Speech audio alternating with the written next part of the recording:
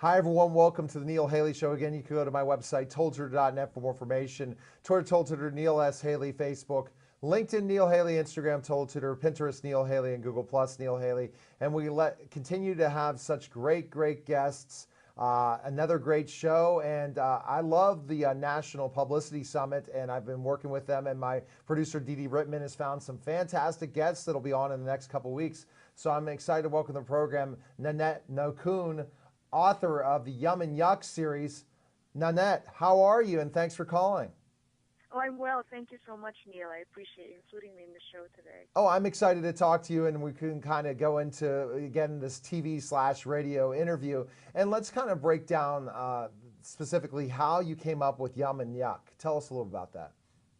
You know, a few years ago in 2009, there was a 16-year-old girl who shot another girl in the city here in Rochester, New York. And it bothered me that that happened.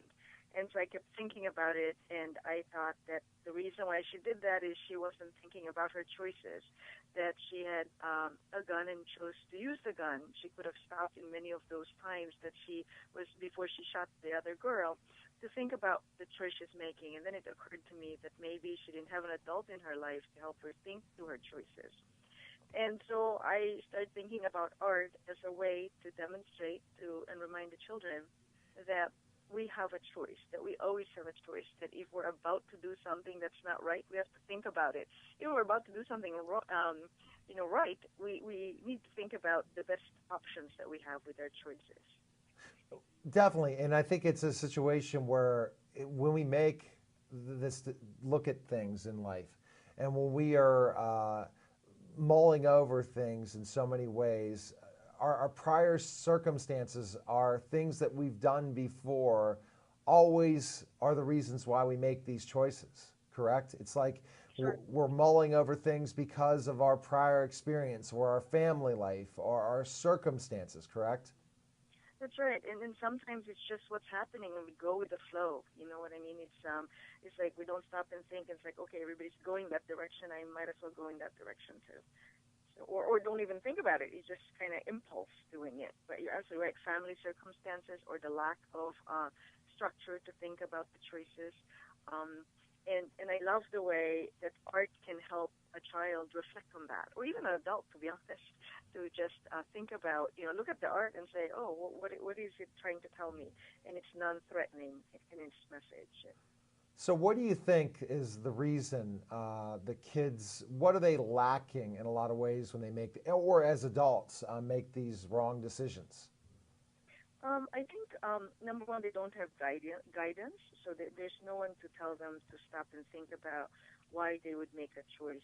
I think we have a primitive instinct among us to just do what we feel like doing, but unless there is some sort of guidance when we're children, we actually just let that primitive instinct carry us through the decision-making process.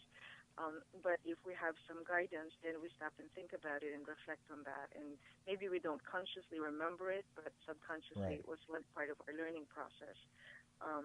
So I think it's just that it's our primitive way. So, Yeah, and definitely. But based on your one of the books is an alphabet book on character values. And why do you think character is so important? I'm sure you use it in your daily life for your success in your life. Why is character so important to have character? I think that to have character and it helps us increase the success and happiness in our lives. So that if we have a solid set of character values, that it is easier to maneuver around life. So for example, part of my characters that I use is B is for bravery. It's Yes. doing something because it's right, even when we're afraid to. And my illustration is about Yum going to the dentist. For a lot of children, going to the dentist can be a frightening thing, but it's being brave because good dental care is very important. So even manners. Some of the character values that I use here are sort of lost. Manners is not really easy. It's not discussed that much. Today, it's pretty much, this is what I want to Yeah. do, and I do it. So, like manners, behaving in a way that makes those around us more comfortable.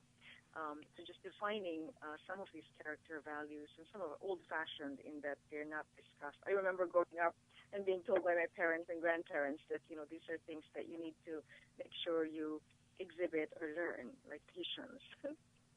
Yeah, definitely. And then when I think about this in so many ways, each character can be almost a lesson plan for a teacher.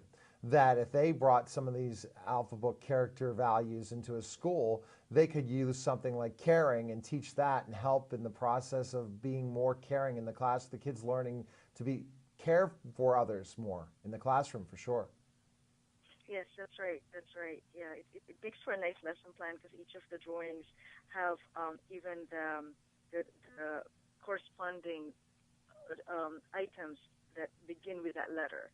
So, and the illustrations are beautiful. I wish I could show them through the radio, but of course that's hard to do. Oh no, well, you can show it on the TV. As I have one of your one sheets, and then we can show some of the great drawings. So it's very, very nice and very creative, and it's going to make kids really want to have that wow factor and say, okay, cool, I'm going to pick this up, and I'm willing to go through the pages, right? Because the illustrations are beautiful. Right, that's right. One of the cool things that I do with these books, that's the reason why I do it, is I give away a book for everyone that I've sold. And that's the real reason why I did it, because I wanted to give away books for children who can't afford them. And so when I give away these books, the children create a library of books. And I think that that's so cool for a child to have a collection of books. And so I've been giving away books. I've given about 1,600 books in the last Fantastic. few years. Yeah, and it's just, they become, in the book that is called What's Up With Yuck, it's wordless. So they become a storyteller. So, and they come up with stories about what Yum and Yuck are doing and thinking about what they're doing. In the alphabet book, they are readers because they read about it and they look at the number of values Right. that are in there, and hopefully be able to instill that in their own situation. And then the counting book allows them to learn about different languages. I have 12 different languages Oh, in there, wow.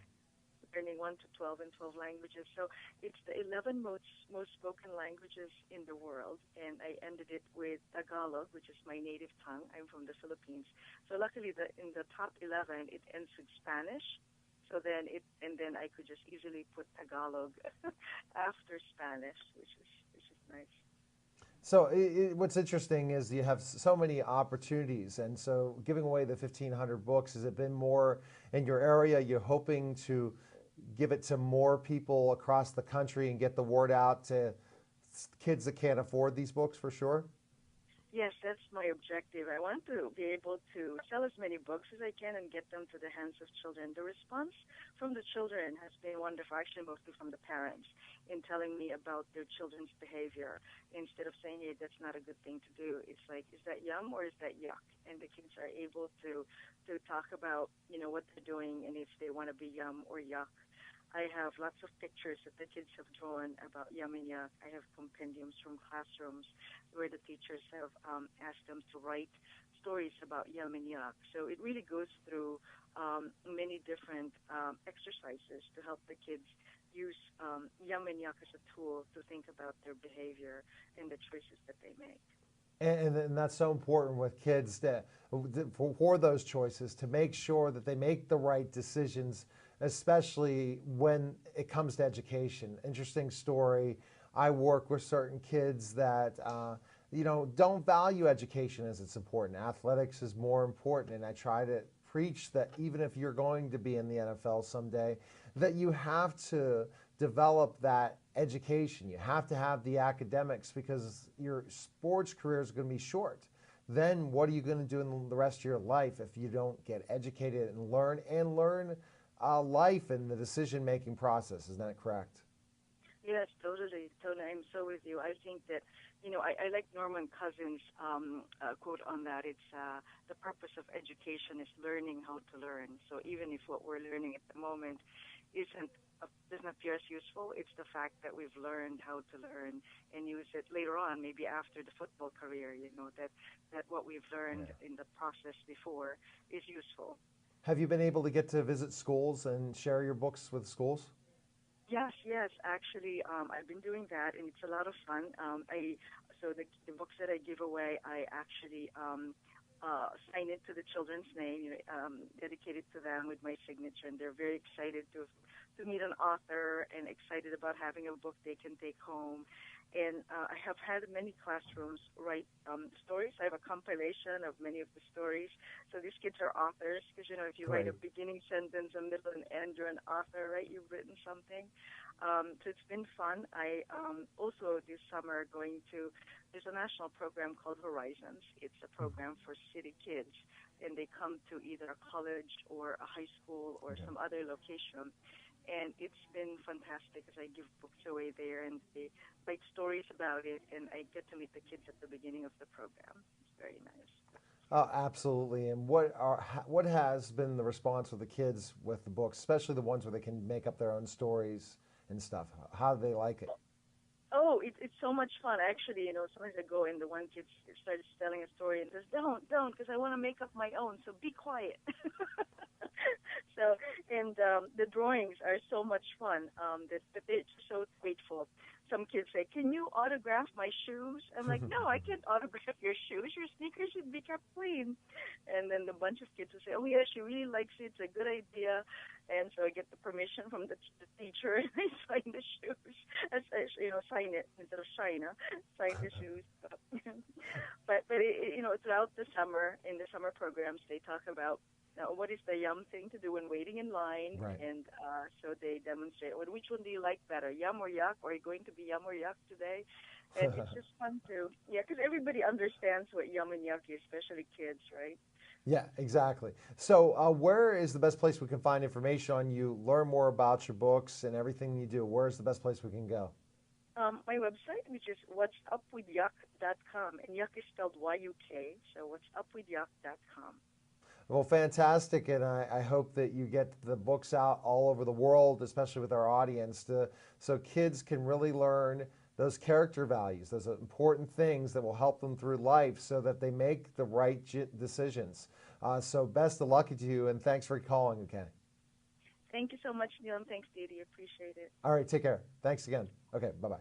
You're watching the Neil Haley Show. And remember to go to my website, totaltutor.net, for more information. Twitter, Total Tutor, Neil S. Haley, Facebook, LinkedIn, Neil Haley, Instagram, Total Tutor, Pinterest, and Google+. And be part of the conversation, hashtag Neil Haley Show, and also hashtag, Total Education Network. Any of the different ways we can get involved. And let's chat, let's talk, and what guests you want to see on the program for sure. And we're going to have another great, exciting guest, a lot of education themes the first couple of weeks, but we'll be getting into some interesting celebrities in the next couple as well. We'll be back in just a moment with more great talk.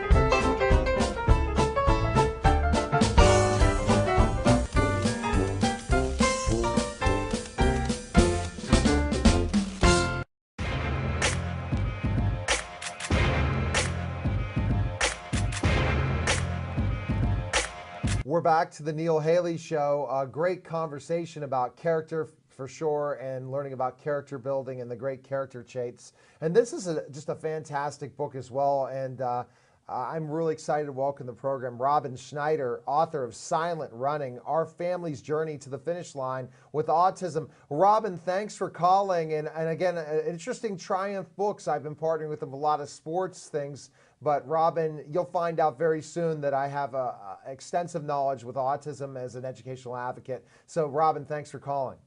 Well, thank you so much for having me. Yeah, so it's a situation. I've interviewed a lot of people. I love Triumph Books, and when I heard about this book, I said I have to definitely interview you, and the whole journey, especially, and what for our listeners out there, the story for sure, Robyn. So tell us specifically why you wrote the book. Why I wrote the book? Well, I have identical twin sons with autism, and they're very severe on the spectrum. They're 24 years old right now. And I decided that I wanted to write the book, honestly, for selfish reasons. I really wanted to leave a legacy for my sons because, it's something that I felt was really important for me personally. But I also know that because of their abilities, among their disability, their severe disability with autism, they do have wonderful abilities to run. Right. And I know that their running has really inspired many people, not just parents with children with other children with autism and other developmental disabilities, but really anybody who has faced adversity in their lives. So just the fact that we've gone through this journey and they've come so far, even with their severity of their symptoms, I wanted to really get that story out there. Well, definitely, and I think for the people that don't understand, especially when you're dealing with severe autism, the battles that you had to go through your whole life raising these two, and to the point to have such a tremendous outcome with running, and especially with you never knew when they were born and all the therapy you went through and different schooling, that you could get them to this point in life for sure. It just must be, it must be a tremendous story for readers to read, and also for you to tell, for sure. Yes, thank you so much. I hope so. So kind of tell us specifically when we were looking at the specific thing about the finish line with autism, the battles and struggles you had to go through. Again, I know sounds like you're located in the state of New York. Western Pennsylvania has a tremendous therapy that's no cost to families, and from early intervention services all the way up to therapeutic support staff and behavior specialist stuff for children with autism in the Pittsburgh area. But what types of struggles and things did you go through on that basis? Sure. Yeah. Well, my sons were diagnosed when they were 21 months old. Okay. And at that point in time, I had read a book that called I read a book that really just illustrated ABA, which is the evidence-based intervention for children with autism. Let me hear your voice. I'm sorry, through my mind. And through that book, I felt like that was the path I wanted to follow, because I was looking for a cure for my sons. Yes. There wasn't a lot out there at that time. This was 1990. Yes. And there was no internet. There was no, there weren't any chat rooms. Autism Speaks wasn't around. So there really wasn't a lot out there in terms of resources. And so we found ABA. I wanted to follow that path. But when the boys were and we developed a home program, we had staff at 40 hours a week, and my home was turned into an ABA lab. Okay. And shortly thereafter, we became founding parents of the Genesis School, which is also based on the principles of applied behavior analysis. Oh, okay. And so, yes, my sons were two of the first two to enter the school at 5 years old. And what happened after that, they acquired skills rather rapidly. However, they started having some behaviors that were just emerging. One of my sons, Alex, developed pica, which is eating inedible objects. Oh my. He was snapping his wrists. He became aggressive. My son Jamie started having very loud vocalizations, and he was bending his fingers and tearing things, and it, so at that point we realized that there were other issues involved, and that cure was not really in the picture for us. So I really changed gears at that point and sought for happiness for them. I really just wanted to see what was really going to make them happy. And, along with the academics, we really focused on a lot of recreational activities and adaptive daily skills and things that were really functional for them and enjoyable for them. And so we enrolled them, and they were very, very energetic, both of my sons at that time, and still are. So we enrolled them in all sorts of activities: gymnastics, karate, swimming, horseback riding. And then finally, when they were about 15 years old, we discovered running. And, it just took off on its own. It took really it's just been a wonderful new world for both them as well as my husband and myself. So, you know, it's really become the focus of our lives at this point. And that's the triumph that you want to tell families that are dealing with such struggles with severely autistic children to adulthood, that you have to find something that they truly love and go for it. Look for their happiness. Go ahead, continue. Exactly. Robyn, It might not be running. It's just, you know, my feeling at that point was, because my sons are nonverbal, they weren't able to tell me. I mean, they still can't tell me if they're thirsty or hungry, if they're hurt. And they're very obsessive compulsive. They have high anxiety, and they have all their lives. But the one thing that I felt was really important, because of all that, because they were not able to tell me these things, I really just had to experiment and see what are the things that they enjoy doing, what are they good at, what seems to make them happy, and just really go full force ahead in developing any of those skills and just giving them a quality life. And, you know, at the end of the day, we're still dealing with all these same behaviors. Exactly. And there really isn't that much attention placed on individuals with autism who are very severe on the spectrum. No, not at all. But there is a better, you know, another side to it. And those are the things that I think, you know, parents, you know, they shouldn't lose sight of, that there are things that, you know, if you keep looking, keep exploring, that perhaps you will find something. So thinking about when you talk about severely autistic, and a lot of them end up sometimes institutionalized if things go really wrong. How did you overcome a lot of those things? Because you talked about the aggressiveness, you talked about some of the really difficult challenges you were facing, and you said, well, I just want them to be happy. I want to get to the running thing a little bit more, but people will definitely have to go ahead and check out the book. But I think it's a tremendous story for families not to give up, especially when you're talking about severely autistic. So what were you able to do to lead them this path and find this path of running? I mean, like, I guess just so the relationship, keep them going and keep them have something to do for life and be happy. What things did you do once you made your switch after you saw this is where we were going? Right. Well, you know, all along the way, you know, the program that they have been involved in, and the Genesis School, and, you know, ABA, and it's really a matter of surrounding myself with people who knew what they were doing. You know, people who are trained, who have the background and experience working with individuals with severe behaviors, and always kind of staying one step ahead of you know, of their behaviors, and trying to find things to divert them and to divert some of the anxiety and some of the inappropriate behaviors into something more positive. For instance, my son Alex, who's very, very, very fast. He's actually become a very competitive runner, even though he doesn't. Both of the boys, when they get on the starting line of a race, they have no idea if they're running a 5K or a marathon. Okay. You know, they really don't know. They don't have the anxiety at that point of other runners where they're checking their watches and, you know, concentrating on what pace they're going to be running. They really have no idea. They're running with somebody who's trained, who is able to guide them. Obviously, they cannot be alone, so they're running with guides, and they're actually pacing each of them, right. And you know, they're the ones with the plan, and my sons are just going along with all of that. But what happened was we found a running club that paired individuals with disabilities, various developmental disabilities, with people who volunteer their time, who are runners, and they pair them together, and they work together. They, you know, train together, they practice together, they run races together, and so that's really how we got into running.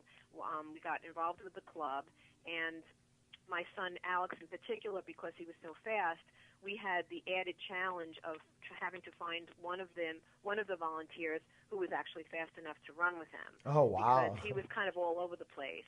And we found somebody, and he kind of, you know, thought of him as sort of this wild colt. And because of his obsessive compulsiveness, it really got channeled in a positive direction, because he obsessively just wanted to get to the finish line. So he wanted to run as fast as he could to get there. And so it really had turned around, and we sort of used some of their inappropriate behaviors and channeled them into more appropriate behaviors in this, scenario in terms of the whole running arena. Well, and since then, they've run in the New York City Marathon, the Boston Marathon, 11 marathons, and my son Alex has done an ultra marathon, and his best time is at 3:14. I mean, he's really that's tremendous story. Like a real passion for him. And my son Jamie loves running too, but he's more of the social runner. He likes to run with an iPod and stop at the water stops and shake hands with people.